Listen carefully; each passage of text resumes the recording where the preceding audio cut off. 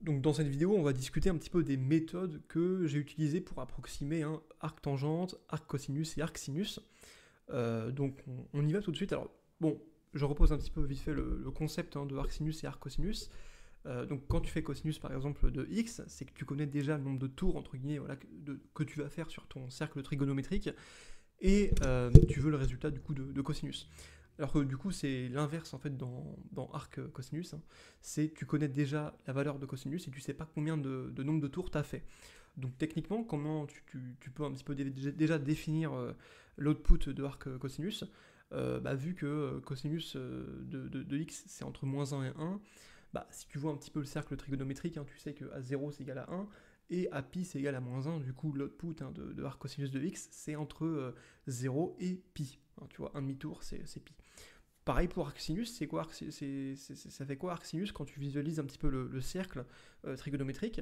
Quand tu fais un quart de tour, donc du coup un demi de pi, t'es à 1, et quand tu fais moins un demi de pi, t'es à moins 1. Donc l'output de arc sinus de x, c'est entre un demi de pi et moins un demi de pi.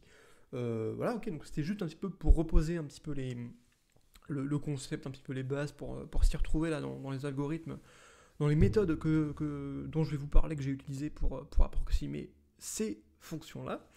On y va tout de suite. Alors déjà, je vais calculer avec R. Donc on va se dire que R nous donne quand même des bons résultats. On va, je disais, calculer arc cosinus. Donc on y va. Entre moins 1 et 1 avec un pas de 0,1. Donc on va calculer pour moins 1, pour moins 0,9, pour moins 0,8, hein, jusqu'à 1. Donc on aura 20 valeurs. Ok. Bon, ça nous fait ça.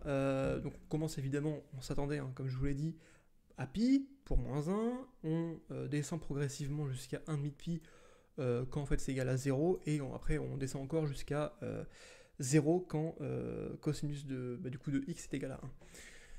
Donc maintenant je vais en fait du coup calculer avec ma librairie mes algorithmes que j'ai fait. Donc ça utilise la librairie cherubin.h qui est en fait une librairie où on stocke des nombres sous forme de chaîne de caractères, parce qu'il y a des nombres qui sont tellement grands qu'ils ne peuvent être stockés que sous forme de chaîne de caractères. Et avec cette librairie-là, vous allez pouvoir faire des calculs, tout type de calculs en fait, sur ces chaînes de caractères qui représentent en fait des nombres. Ça peut être des entiers, des flottants, enfin bref. Donc là, c'est pour ça que je fais ces fonctions-là, parce que du coup, je dois réimplémenter toutes les fonctions entre guillemets qu'on a pour acquis quand on programme avec tout type de langage de programmation. Donc ok. Donc bref, qu'est-ce que j'ai fait? Donc là pareil, hein, je commence à moins 1, et à chaque fois j'additionne 0,1 jusqu'à 1 en fait. Donc j'aurai 20 valeurs. Et alors là je vais calculer du coup ACOS. Donc moi j'ai appelé la fonction ch ACOS. Chacos quoi. Ok, super. Donc je vais compiler ça tout de suite. Tac. Donc test.cpp et je vais runner le programme. Ok. Super.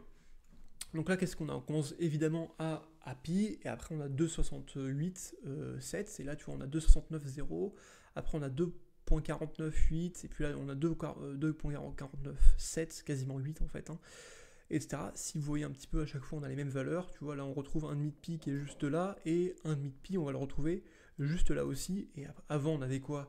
On avait 1,67, on retrouve bien cette valeur là, puis après 1,47, ok, donc on voit quand même que ça approxime plutôt bien en fait du coup arc cosinus. Donc comment faire en tout cas pour approximer arc cosinus? Alors il y a deux méthodes que j'ai utilisées qui se complètent l'une et l'autre, hein. Bon, première méthode, hein, évidemment, on pense à quoi pour approximer quelque chose d'assez complexe comme ça, avec juste des additions, des divisions? On pense à série de Taylor. Donc qu'est-ce que j'ai fait? Je suis allé voir sur internet si j'avais pas une démonstration directement faite, et oui, en effet il en existe. Voilà, je vais pas un petit peu réinventer la roue, en tout cas à ce niveau-là. Donc je suis allé sur le net et puis j'ai trouvé ça, quoi. Donc là vous l'avez. Donc vous allez le terme de base c'est pi sur 2, et on va soustraire toute cette somme là. Donc là le pattern à trouver, hein, c'est juste x puissance un truc impair fois en fait tous les nombres impairs qu'il y a avant le nombre impair où l'on est. Par exemple là on est à 7, donc on fait x puissance le nombre impair, et on multiplie tout ça, le x puissance le nombre impair, hein, par les produits de tous les nombres impairs qu'il y a avant, le tout divisé sur le nombre impair, enfin sur le produit du nombre impair fois tous les nombres pairs qu'il y a avant le nombre impair. Donc ça, voilà, c'est un pattern qui est assez simple à trouver. Bon, je l'implémente, hein, il n'y a rien de sorcier à ça. Et on se retrouve avec une assez bonne approximation.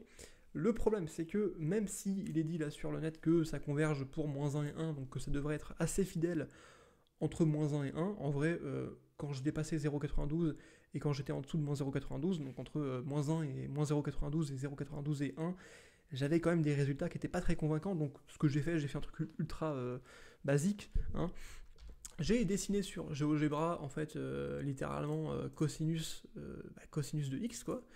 Et moi ce que je voulais approximer, c'était un truc, tu vois, c'était juste là, tu vois, c'était entre orange, entre là, le trait horizontal orange et ce qui est bleu ici en fait. Du coup, ça ressemble évidemment à un polynôme du second degré, hein, qui est celui-là. Donc là tu vois que là ça diverge pour quand c'est en dessous, mais pour en tout cas cette zone de définition, on approxime plutôt bien ce truc-là. Donc c'est plutôt pas mal. Et alors là, qu'est-ce qu'on veut, hein, souvenez-vous, on ne cherche pas y, mais on a y, donc on a en fait la valeur de cosinus, et on cherche x. Donc voilà, c'est juste que du coup, quand tu remanies la formule, du coup, tu dois remanier la formule pour trouver x. Mais du coup, voilà, donc là, tu te places là, tac, tu traces un trait horizontal, et hop, là, tu chopes x. Donc j'ai fait un if statement, donc je fais une condition, si je suis entre -0,92 et 1 ou entre 0,92 et 1, je vais passer sur cette approximation-là. Donc aucun problème, hein, super.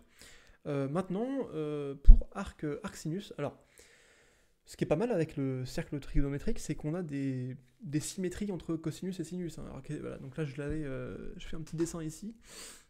Donc là, imaginons que je fasse sinus d'un certain nombre de tours, donc un x, quoi, donc sinus de x. Donc là, du coup, j'ai un certain delta qui est là. Le delta, il aurait pu aussi se trouver là, enfin, c'est symétrique aussi. Bref, j'ai un certain delta là. Et en fait, ce delta là, quand tu fais cosinus de ce delta là, tu retrouves en fait ta symétrie, tu vois. Et en fait, tu vois bien que sinus de x, en fait, c'est égal à cosinus de delta, donc cosinus en fait de 1,5 de pi moins... Enfin, de delta, quoi. Donc c'est 1,5 de pi moins x, en fait, hein, tu vois. Donc, quand tu retravailles ça avec les signes, tout ça, tu peux approximer en faisant cette formule-là. Ça veut dire quoi? Ça veut dire que, donc là je vais dans R, hein, que si je fais arc sinus en fait de n'importe quoi, je sais pas, 0.064, c'est égal à 0,6944, etc. Ça c'est égal en fait à pi sur 2 moins arc cosinus, hein, de 0.64. Ok, donc on a cette relation là. Donc là vous voyez que pour arc sinus, il n'y a quasiment rien à faire, on se base sur arc cosinus et on approxime ça de manière assez simple. Donc ça c'est cool. Bon, la partie quand même qui était un petit peu challengeante, voilà, bref, j'emploie des mots anglais, ça veut rien dire, qui m'a donné un petit peu de difficulté, c'était pour tangente, enfin arc tangente en fait. Donc pareil, qu'est-ce que j'ai fait? J'ai chopé sur le net une série de Taylor, hein. Ok, voilà, super, il n'y a pas de mérite à avoir fait ça, mais en tout cas, voilà, je le dis. Le problème, c'est que, bon, ça approximait plutôt bien j'ai fait des tests entre -0,5 et 0,5. Au-dessus, ça approxime pas très bien, et pour en plus tangente, hein, tangente, en fait, c'est quoi tangente? C'est sinus de x sur cosinus de x.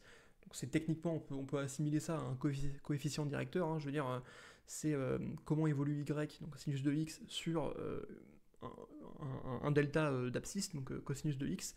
Donc ta pente, elle peut être très grande, et là, elle va diminuer jusqu'à être inexistante, et après, elle va être négative. En fait, c'est une pente, hein, c'est une pente. Donc c'est pour ça que quand tu traces en fait tangente de x, je veux dire, donc là juste en vert, quand la pente est très négative, enfin la pente là peut être très, très négative et très positive de manière symétrique, voilà, donc là jusqu'à plus l'infini et là jusqu'à moins l'infini. Et moi j'étais bien entre 0,5 et moins 0,5 avec la série de Taylor que je vous ai présenté juste là, vous allez pouvoir la voir sur internet. Je vous mettrai le lien en description d'ailleurs si vous voulez. Enfin, je le mettrai directement. Super, mais sauf que là, je me suis dit, ouais, mais moi, je veux approximer tout. Hein, parce qu'une pente, la pente, en fait, elle peut avoir des valeurs très grandes, très petites. C'est pas cantonné à moins 0,5 et 0,5. Bon, qu'est-ce qu'on voit un petit peu de manière, entre guillemets, flagrante, si on a un petit peu l'habitude? Voilà, c'est que ça, en fait, c'est égal à 1 sur la n de x. Donc, j'ai pas trouvé tout de suite. J'ai fine-tuné un petit peu là le paramètre. Voilà, je trouvais qu'avec x moins 0,5, c'était plutôt pas mal en termes d'approximation. Et après, j'ai encore fine-tuné ça. C'est-à-dire que quand tu remanies cette équation, en fait, pour trouver non pas y, mais x, tu vas tomber sur ça, là, sur exponentielle de moins 1 sur x, en fait, moins 0,5.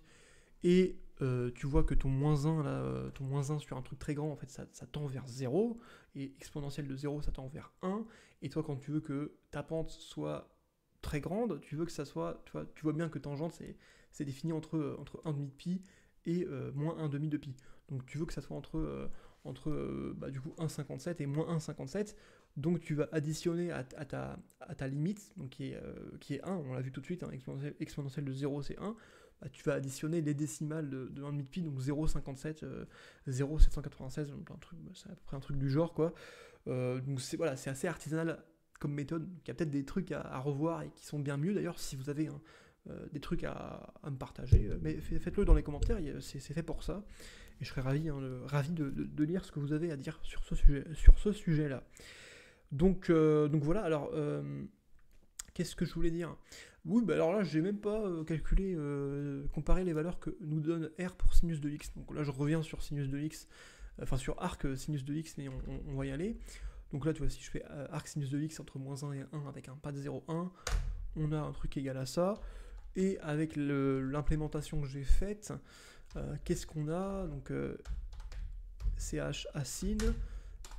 Ok, on va compiler ça. Donc là, du coup, qu'est-ce qu'on a? Voilà, au début, on a moins de pi, donc tu vois, c'est bas, et après, on va progressivement augmenter. Donc hein, on retrouve, tu vois, pas mal les mêmes valeurs, tu vois, c'est vraiment, on est à la millième de décimale près, plutôt à la centième de décimale près, en fait. Hein. Plus on se rapproche quand même de 0, plus c'est précis, d'ailleurs. Hein. Vous voyez que, tu vois, là, on a moins 0,201, on va le retrouver juste là, donc là, c'est égal à la millième de décimale pi, à la millième de décimale près, bref. Et bon, après, on retrouve quand même toujours, voilà, évidemment, 1 demi pi et moins 1 demi pi qui est juste là. Donc ouais, donc arc sinus de x pas mal, arc cosinus de x c'est pas mal, et maintenant, qu'en est-il de arc tangente de x? On va voir si ce que j'ai fait comme implémentation marche plutôt bien. On va voir ça tout de suite. Alors du coup, c'est arctan, enfin atan qui est là.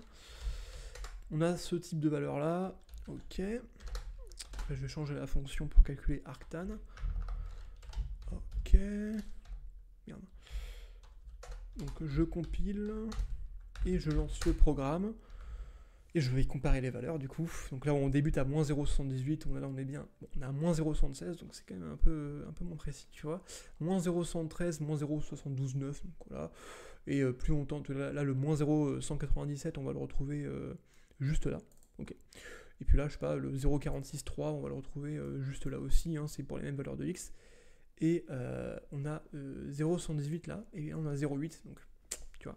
Ce qui était un peu chiant, c'est que du coup, plus tu tendais vers 1, moins c'était précis. Donc c'est pour ça qu'après, au-dessus de ça, donc là si on va parler par exemple, là je vais sortir de la boucle là, mais je veux par exemple approximer des pentes très grandes, donc on va y aller. Tout de suite, là je vais passer du coup sur l'approximation avec la formule 1 sur ln de x, donc on va y aller. Alors, donc tac, donc là c'est ce que je voulais calculer. Donc je sais pas, une pente assez grande, je sais pas, 123 par exemple, tu vois. Donc on va la mettre, on va la calculer là, donc ch atan de x, hein, et là on va printer ça. Hop. Alors, tac. Voilà, c'est fait, je compile ça. Alors qu'est-ce qu'il me fait celui-là? Oui, c'est pas x, c'est out, qu'est-ce que j'ai fait? Hop. Donc on a 1.56 de tour, donc on est quasiment à 1.57 qui est 1 demi de pi. Et quand je vais là dans R pour une pente de 123 pour arc tangente, combien on a?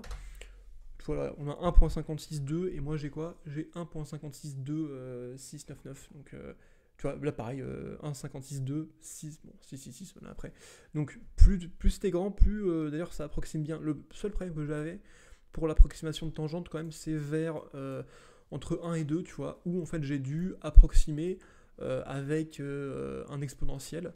Donc cet exponentiel là, où entre moins 1 et 1,5, voilà, j'approximais avec exponentiel de 2x moins 1,6. Pareil, hein, c'est assez artisanal, je veux dire. Donc pareil, hein, si vous avez des méthodes un petit peu plus calibrées, peut-être plus académiques à me partager en commentaire, faites-le, il n'y a aucun problème là-dessus.